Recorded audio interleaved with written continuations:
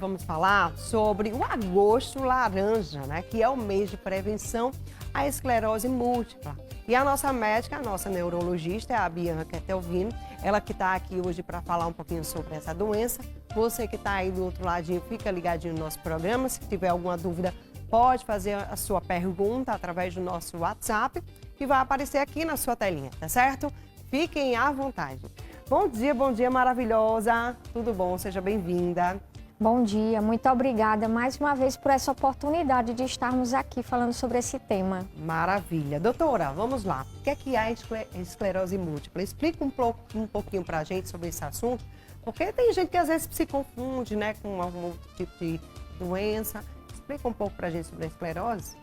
A esclerose múltipla ela é uma doença autoimune desmielinizante, ou seja, ela destrói a bainha de mielina, que é como se fosse o envoltório da célula nervosa, que é responsável pela condução do estímulo nervoso e da velocidade dessa condução, ou seja, das informações das atividades que nós vamos executar, como dar uma passada, como enxergar, como coordenar algum movimento.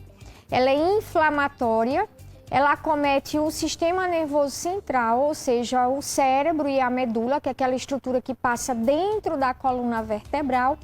Crônica, degenerativa, não tem cura. Me diga uma coisa, quem é que pode desenvolver essa doença?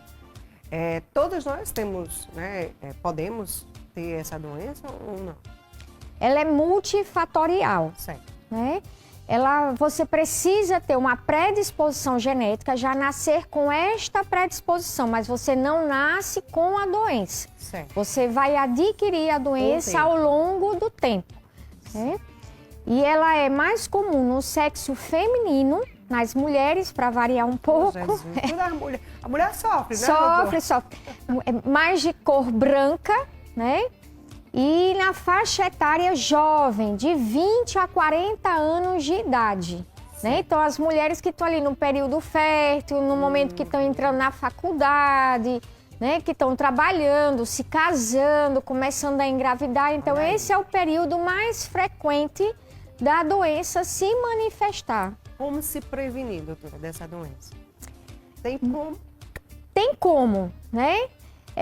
Lembra muito a prevenção de doenças cardiovasculares, de doenças cerebrovasculares. Então, para variar, parece que a gente está batendo na mesma tecla, mas é isso mesmo. Atividade física regular, uma alimentação balanceada, equilibrada, rica em frutas, verduras, legumes, mais carne branca do que carne vermelha, castanhas, raízes, né? Uma hidratação adequada.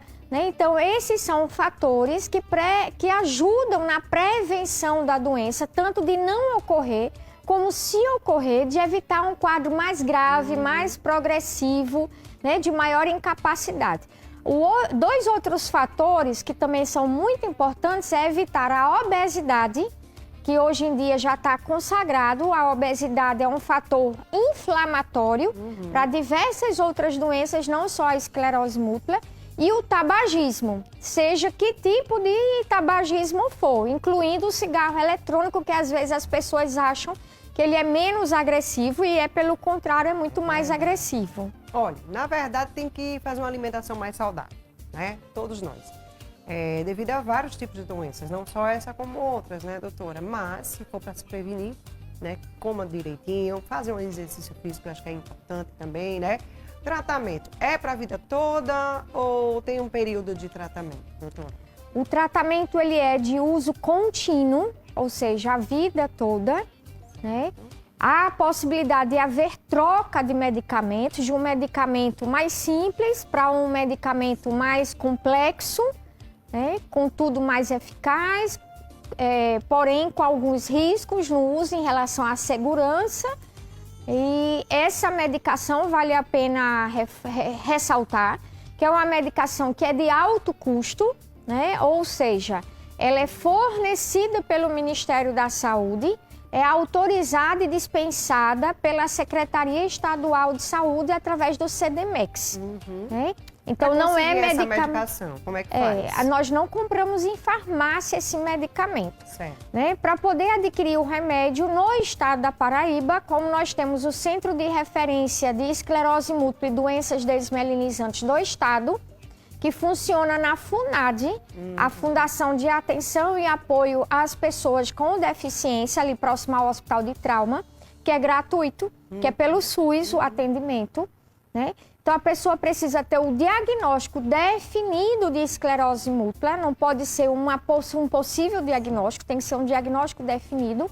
E aí, lá no próprio centro de referência, nós temos o atendimento multiprofissional, né, com vários profissionais de saúde especializados no cuidar da esclerose múltipla e das outras doenças desmelinizantes. E temos a neurologia e a farmácia de dispensação do CDMEX. Nós temos um núcleo dentro do centro de referência. Então, o paciente ele passa nos profissionais de saúde, passa no neurologista e vai para a própria farmácia do serviço realizar assistência farmacêutica, receber o seu medicamento e autorizar o seu medicamento. Então, nós fazemos a autorização, a dispensação da medicação mensal dentro do próprio serviço, que é um diferencial do estado da Paraíba em relação a outros estados. Maravilha. Por que quem tem esclerose não pode doar sangue, doutora? Primeiro porque nós não sabemos exatamente qual é o fator causador. Como eu disse, ele é multifatorial e acredita-se que existam outros fatores que ainda não foram descobertos, por isso não haver a cura da doença. Ou seja, não tem cura de jeito nenhum. Isso.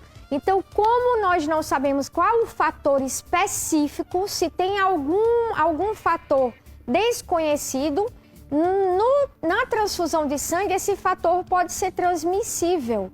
Então, a gente pode repassar. Então, na dúvida, não é permitido a doação de sangue para os pacientes.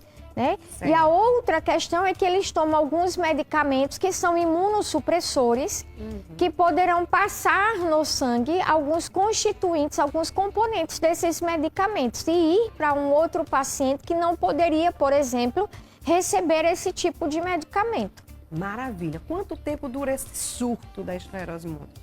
Para nós considerarmos que é um surto, que é uma crise da doença, ele tem que durar no mínimo 24 horas de um sintoma neurológico novo ou de uma piora de sintoma neurológico pré-existente e que tem que ser contínuo, né? Progressivo durante essas 24 horas. Ele não pode simplesmente passar uma hora e sumir, passa outra hora e some. Então ele tem que ser contínuo, progressivo por no mínimo 24 horas. Normalmente ele dura em torno de 7 a 15 dias os sintomas. Maravilha. Doutora, é possível reverter, né, essa esclerose múltipla, já que não tem cura? Como é que faz?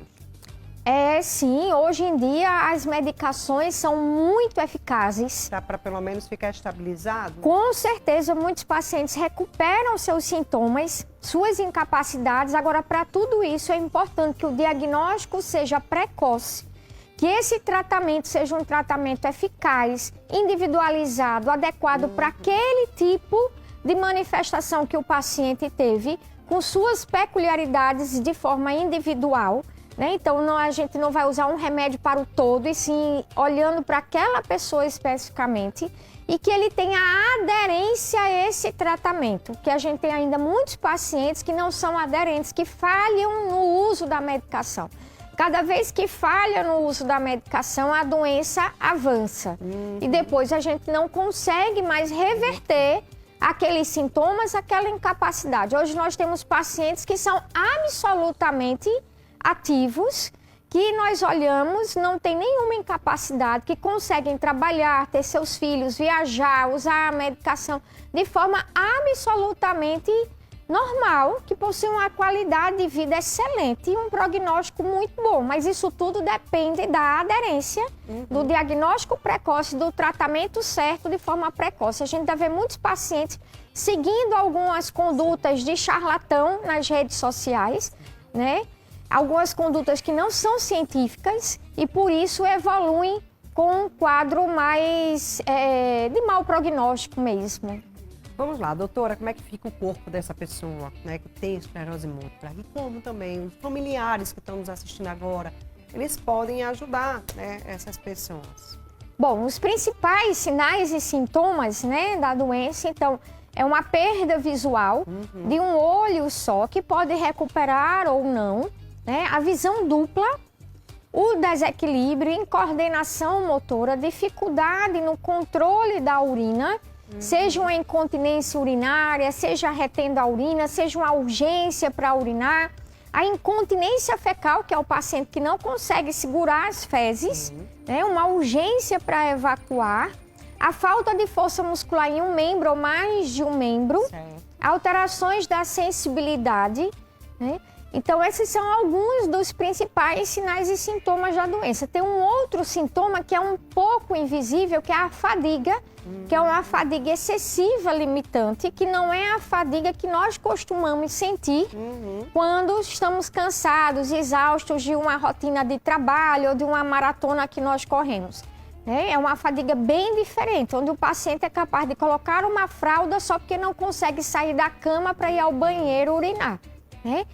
Então, esses sintomas muitas vezes são incapacitantes e que podem progredir e que se acumulam ao longo do tempo quando não diagnosticado previamente e não tratado de forma adequada. A rede de apoio é muito importante, não só dos familiares, amigos, como dos profissionais de saúde. Aqui os pacientes possuem um centro de referência com a rede de apoio e a Associação Paraibana das Pessoas com Esclerose Múltipla também para ser uma rede de apoio, né? Então, o estado da Paraíba, ele até é um estado que tem algumas benesses para a pessoa portadora de esclerose múltipla. Muitos familiares e amigos, profissionais que trabalham junto com a pessoa na área do trabalho, os seus chefes na área do trabalho, às vezes ficam achando que é preguiça, que está se acomodando, que está se encostando no colega, né? Mas há muitos sintomas invisíveis e a pessoa realmente sofre muito. Às vezes acaba pedindo para se afastar do mercado de trabalho por conta dessas questões e não porque está incapaz, mas por conta do apoio, do entendimento da família e dos colegas de trabalho e da sua chefia. Então é muito importante essa compreensão, né? Esse entendimento, esse apoio ao familiar e ao colega de trabalho ou ao seu empregado. Tá aí. Mas, digamos que você falou que é mais mulheres, né? Homens, nem umzinho, 1%, 2%. Bom, homens também têm a probabilidade de ter? Bom, os dados científicos são de 3 mulheres para 2 homens ou 2 mulheres para 1 homem. No estado da Paraíba, nós temos em torno de 75% de mulheres, 25% de homens.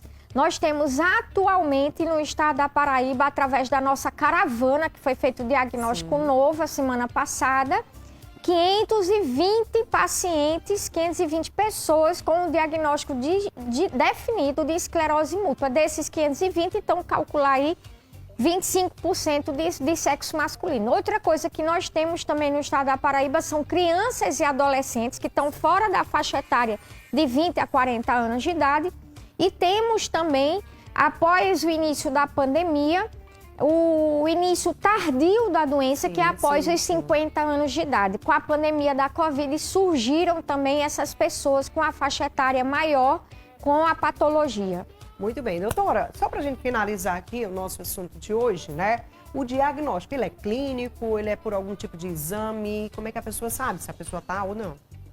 Ele precisa do diagnóstico clínico e da confirmação através da ressonância magnética do crânio e da coluna com contraste e do líquor, que é aquele líquido que a gente retira da coluna para demonstrar que há um processo inflamatório no sistema nervoso central. O diagnóstico clínico é através de uma história típica da doença, de um exame físico típico da doença, uma evolução típica da doença. Tendo as características típicas da doença e descartado todas as outras doenças inflamatórias que podem desencadear sintomas parecidos, em conjunto com a ressonância e o líquor, fecha-se o diagnóstico de esclerose múltipla. Maravilha. Doutora Bianca, muito obrigada por sua participação aqui no nosso programa. Adorei o nosso papo de hoje, foi muito importante, né, a gente deixar também o pessoal já atento, né, a esse tipo de sintomas, né, até porque muita gente não quer ir ao médico, acha que é uma besteirinha, uma coisa aqui, outra ali, e o bom mesmo é investigar, né, sempre estar investigando para saber o que é. Tem gente que faz assim, você vai para médico para procurar doença. Não, a gente vai para o médico para se prevenir das doenças, né, doutora? Mas tem muita gente que não entende que é isso. Então, assim, fazer o exame de rotina anualmente é muito importante. Então, muito obrigada por você ter vindo aqui esclarecer sobre esse assunto.